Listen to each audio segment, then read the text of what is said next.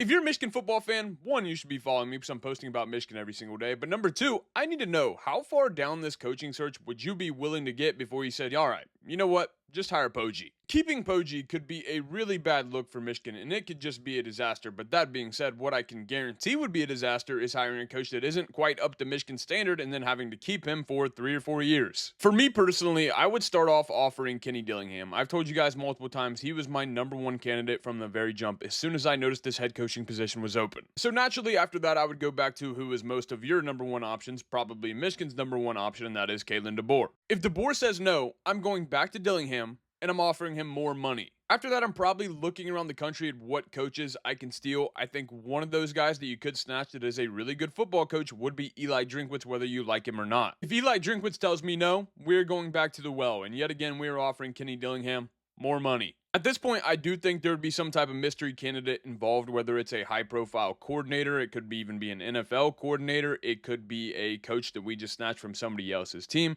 If there's not, or we get past that person, they say no, I would then move on to Jeff Brom. This is probably like the floor for Michigan. We know that he's a good coach. We know that he will establish a good culture. We know that he's a winner. We know that he's a great offensive mind. He's great at developing quarterbacks. If he tells me no, I've got a quadruple check with Kenny Dillingham. Are you sure?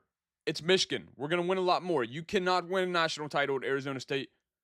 Blank check, probably. And if he says no to that, all those other guys say no. The couple mystery candidates I threw in there say no. Here we are, Biff Poggi for another year, and we will see who we can get next year.